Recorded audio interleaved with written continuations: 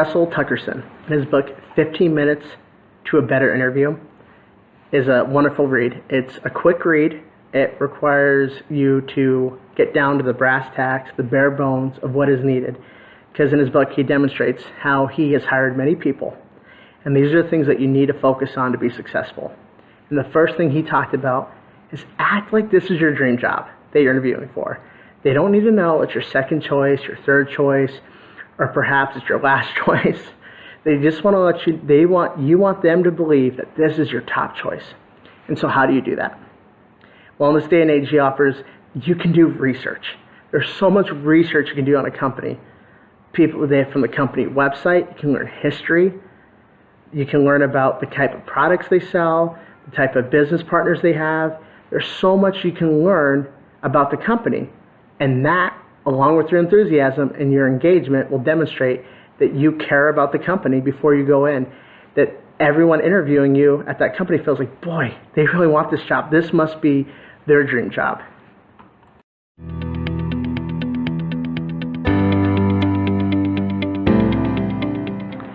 Throughout his book, Russell Tuckerton emphasizes that you need to demonstrate that you're the right fit for the team.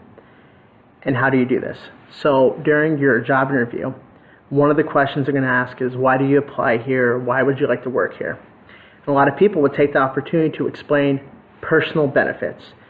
One of them may be, oh, it's closer to my home, or it pays more money, or perhaps it's just an easier commute, like you don't have as much traffic. So all those things are good, and they're reasons why you may actually be interviewing. But what you would be better off doing is demonstrating why you're fit for the team. Like I realized, hey, I did research on the company, I've done background, and I know that I'd be a good fit within this organization. That's why I applied.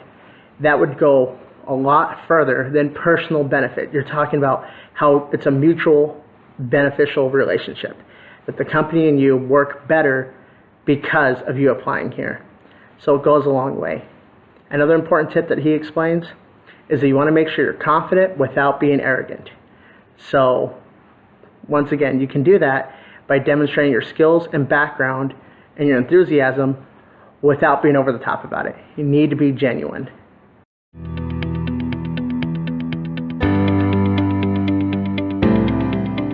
One of the benefits that Russell Tuckerton talks about that I thought was really crucial for people that may feel like they don't have management experience, but they're applying for jobs that require a leadership role. And he said that that's okay. A lot of times they hire managers with bad experience, managers that have done it for so long the wrong way that it's kind of a hindrance. So he says one thing to do is to not say, I don't have anything, I don't have any experience. Think about it before your interview. You do have experience, and I love some of the examples he provides here. He said you can provide examples of how people looked up to you naturally or came to you for guidance or advice. How you handle conflict among teams constructively. How you've held people accountable for getting something done. Examples of tough conversations and a performance, attitude, and even with your peers.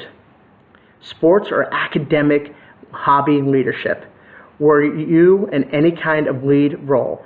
Or if not, what did you most respect and learn from those coaches? Anecdotes that show you are approachable and have good communication skills.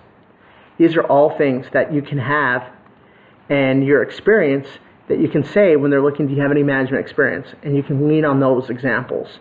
And one good way to do it is say, I don't have perhaps experience in the corporate world in any of the manager experience, but I do have management experience in this. If it's sports, if it's activity, volunteering, church, whatever it may be, you can then pivot and say, would it be right if I shared the experience in that?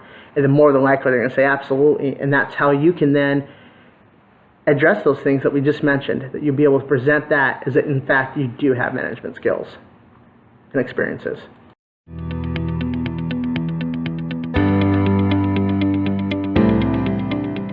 By following Russell Tuckerton's tips here, you would make a desirable candidate, and they will want to hire you because of those traits that you demonstrate. Like I said, it comes down to basic things.